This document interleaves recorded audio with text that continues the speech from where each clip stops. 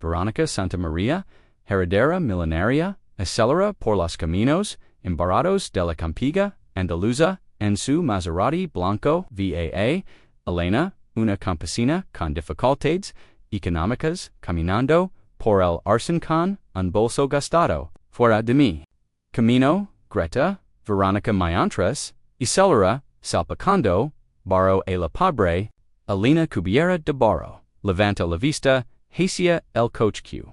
Se alia sin saber Q, Elena Noes, una simple campesina.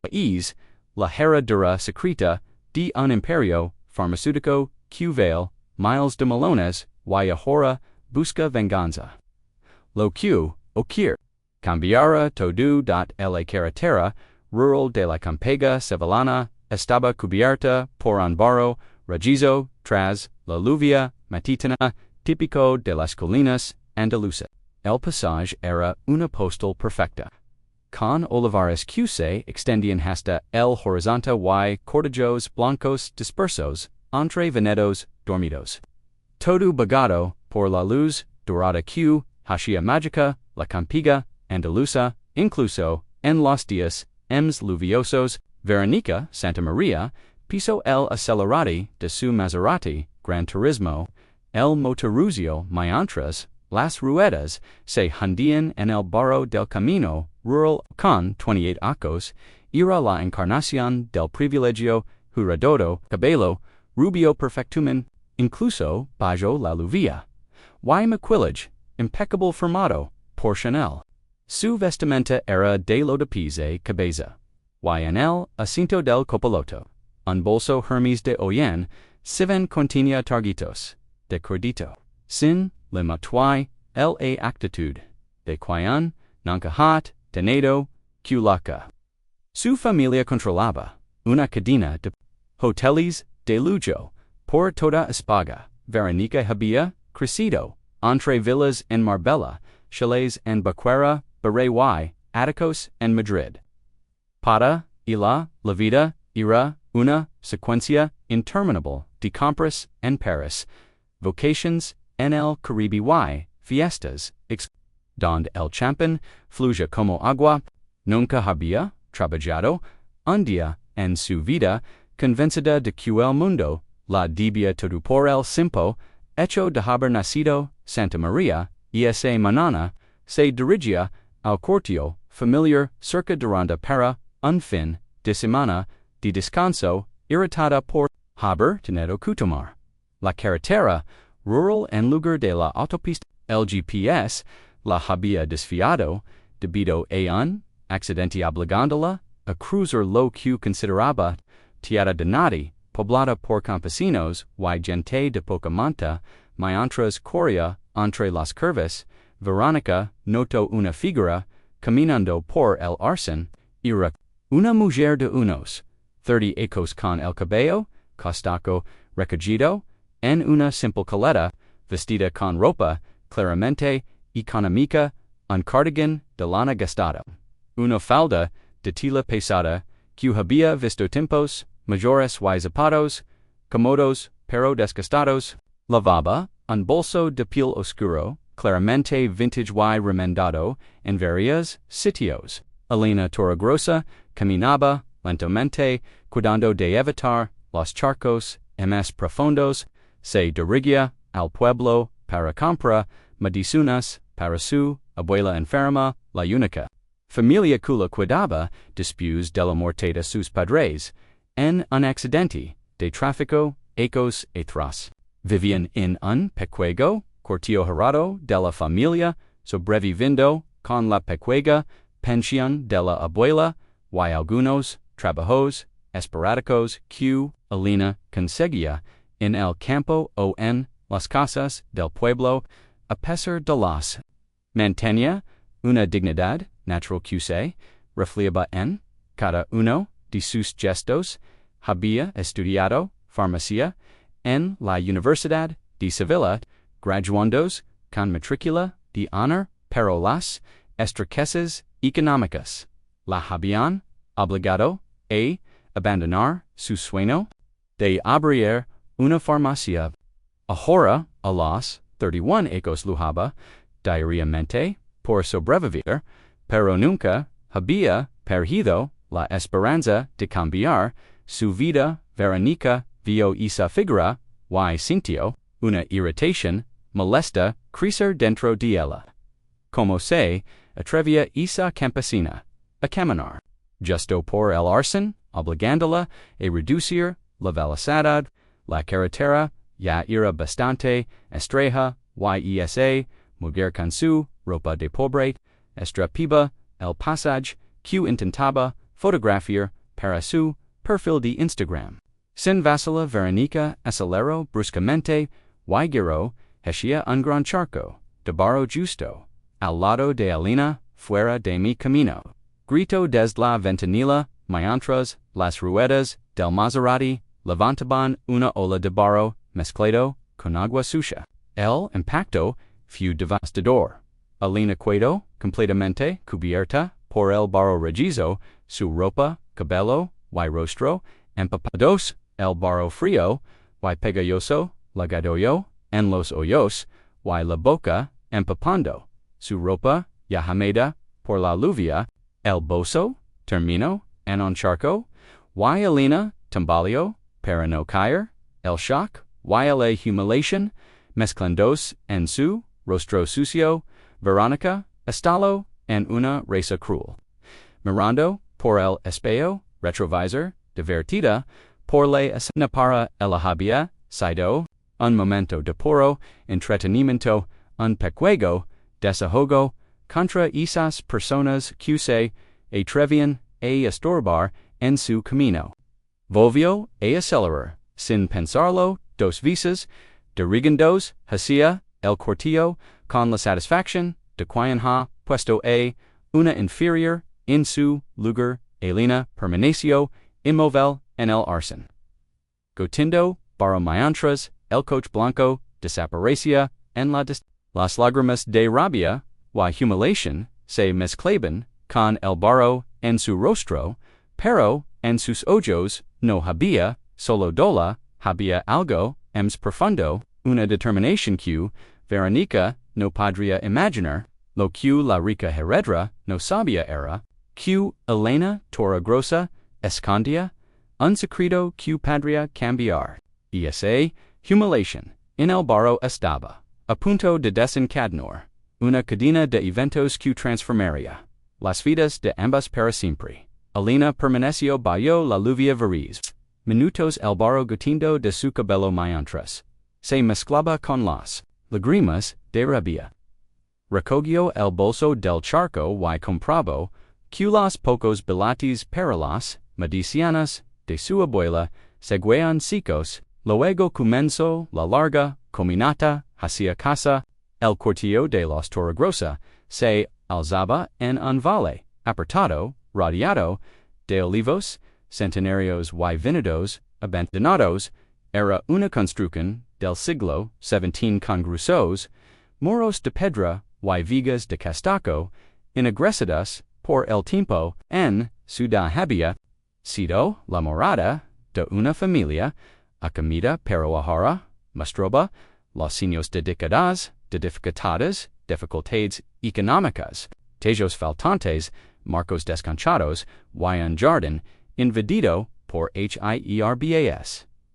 Elena entró por la parte trasera, tratando de no hacer ruido para no despertar a la abuela que descansaba. Se dirigió hacia el lavabo para lavarse, pero antes se detuvo frente a un viejo escritorio de nogal que dominaba el salón.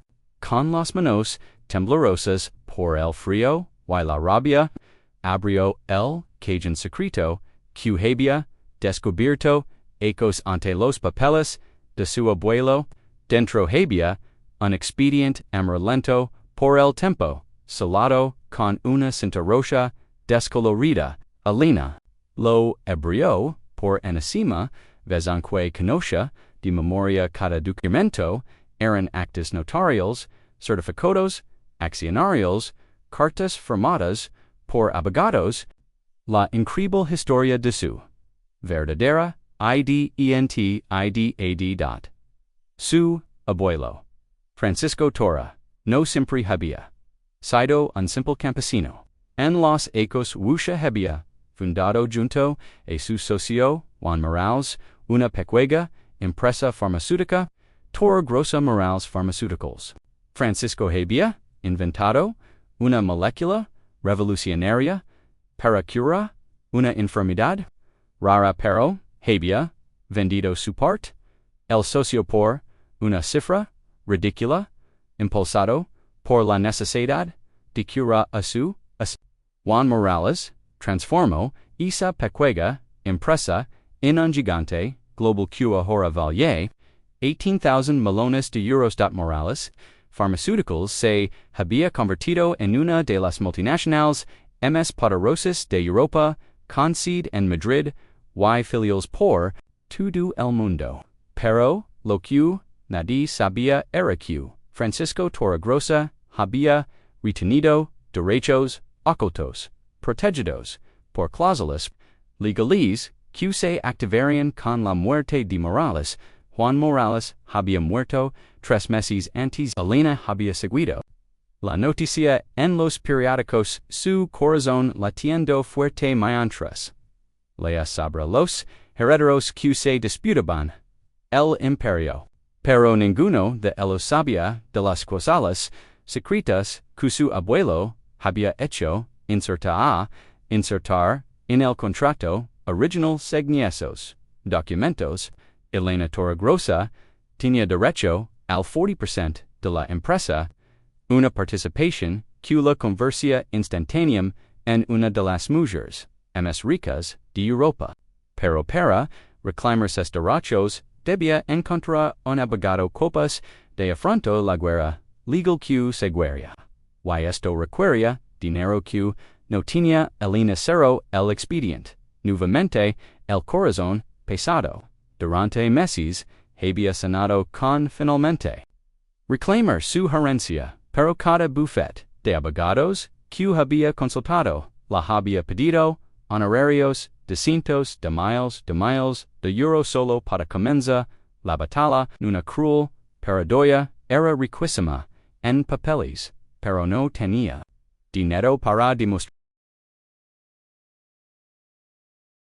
la humiliación sufrida esa mañana. Sin embargo, había encendido algo nuevo dentro de ella. Ya no era solo costando dinero, era costando dignidad. Esa mujer rica la había tratado como basura, convencida de que el dinero le daba derecho a humillar. Fue al ordenador de la biblioteca municipal y empezó a investigar sobre Verónica Santamaría letters, lo que descubrió la hizo sonreír por primera vez en meses. La familia Santamaría tenía dudas ocultas enormes. Los hoteles de lujo estaban dinero, los bancos presionaban, pero los pagos y el Imperio aparentemente lido era, en realidad, un castillo de naipes. Verónica vivía en el lujo gracias a préstamos que pronto tendrían que ser devueltos. Elena había encontrado el punto débil de su humilladora y ahora tenía un plan.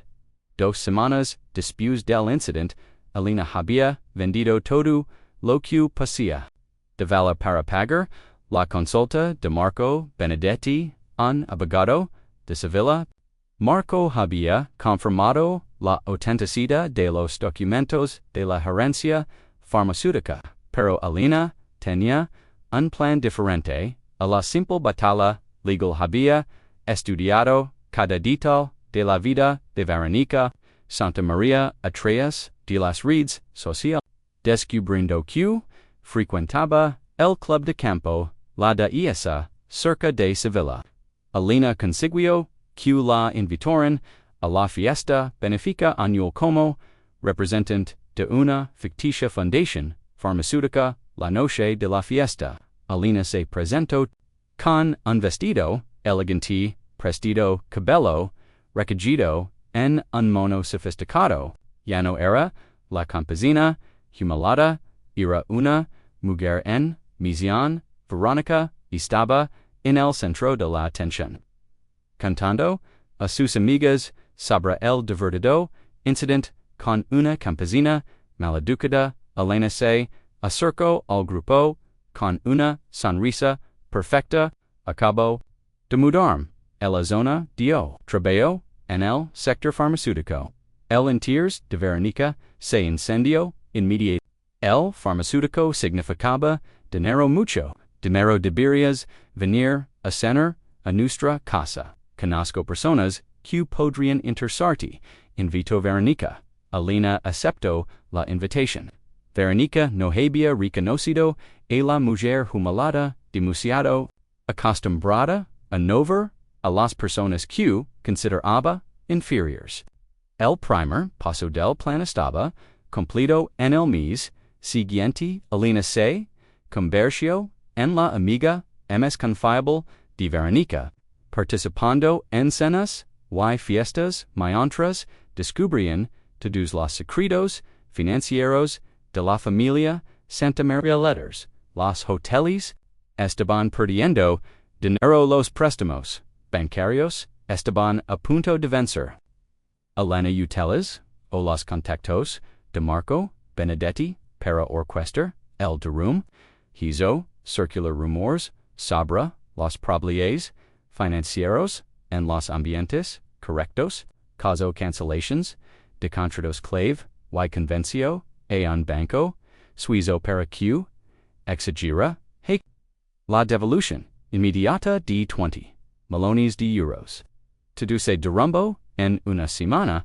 Los periódicos empezaron a hablar de la crisis Santamaría. Letters, los inversores se alejaron. Los proveedores exigieron pagos inmediatos. Verónica descubrió que la familia estaba al borde de la bancarrota.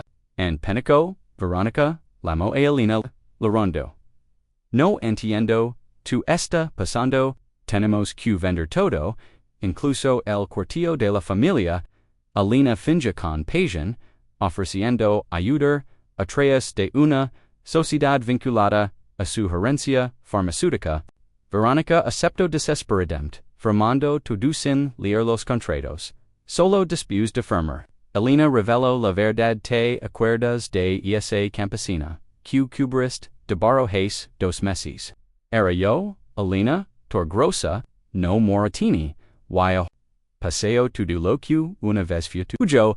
El rostro de Verónica se transformó en una máscara de horror. Ahora sabes lo que se siente ser humillada, concluyó Elena aliándose. 6 meses después de la queda de los Santamaría, Elena se había convertido oficialmente en una de las mujeres más poderosas de España. Letters, la batalla ligó por su herencia farmacéutica había sido ganada brillantemente y ahora controlaba un imperio de 18,000 millones de euros, además de los hoteles que había arrebatado a Verónica.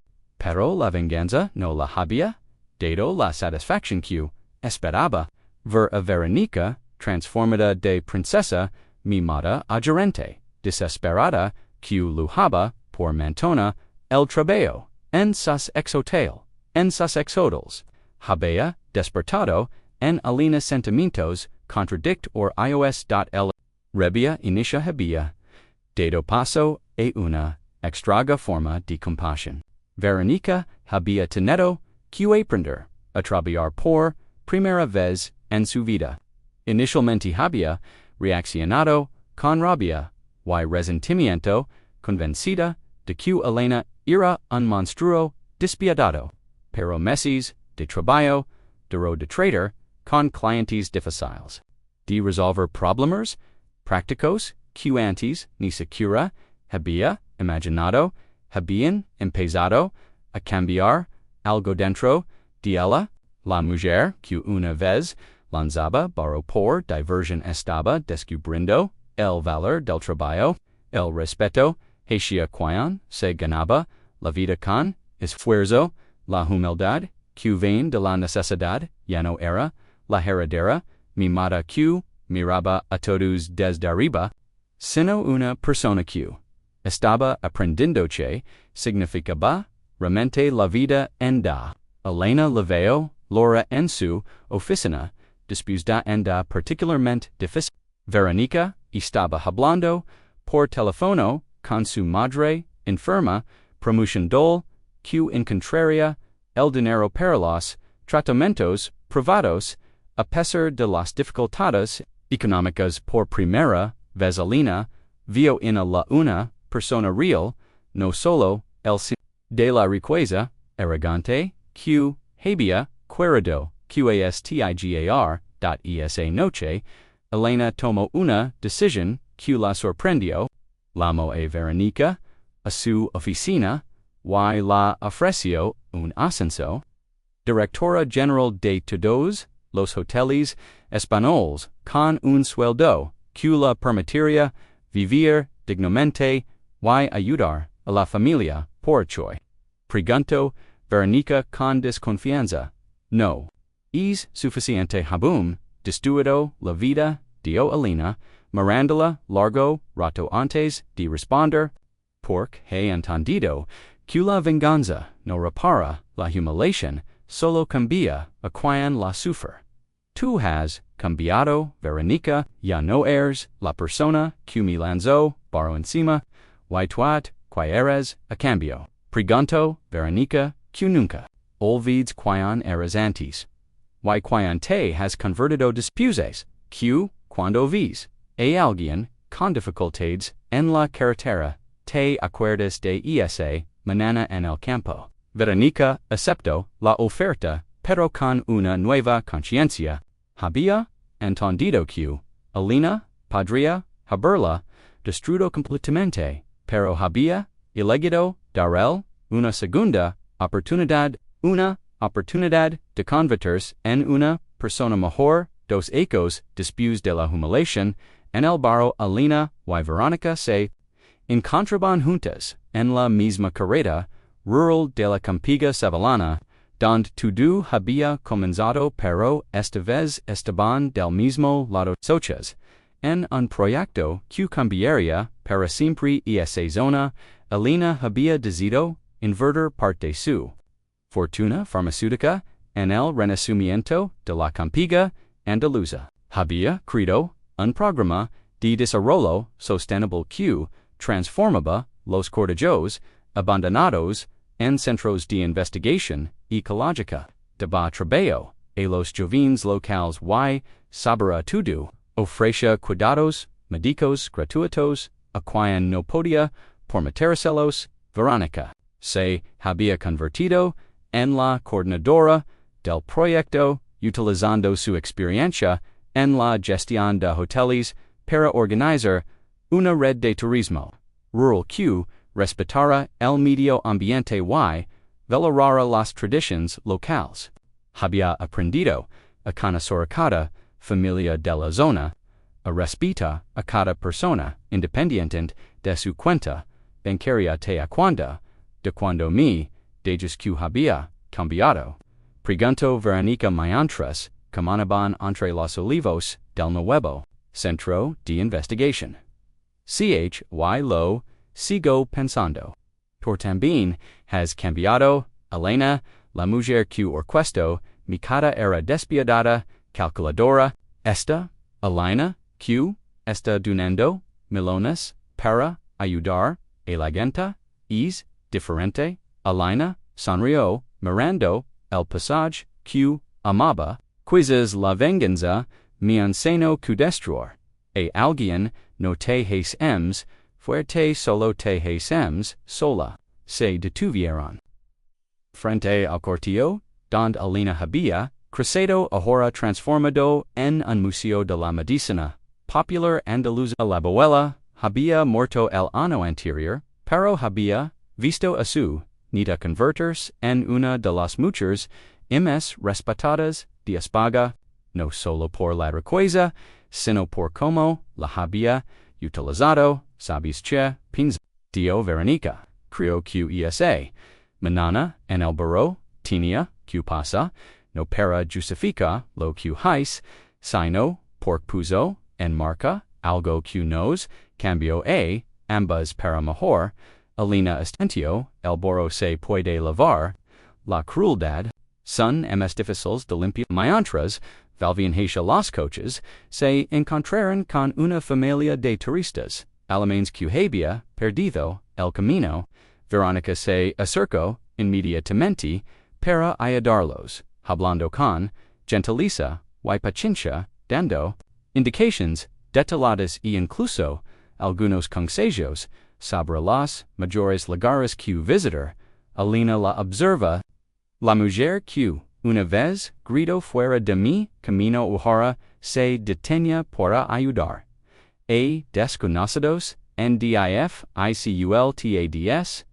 esa noche, en el centro del pueblo, se inauguró una estatua en honor a las mujeres que habían transformado la campiga sevillana.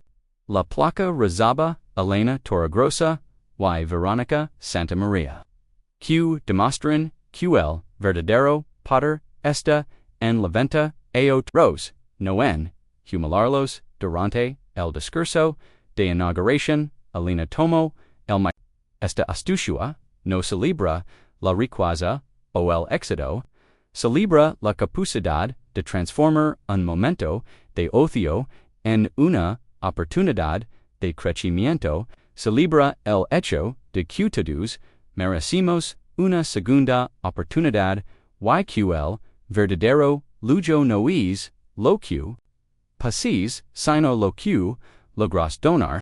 Verónica aplaudió entre la multitud. Los ojos hamados había perdido un imperio de papel, pero había ganado algo mucho más valioso, el respeto hacia su misma y hacia los demás. El barro de la venganza se había transformado en el oro de la redención.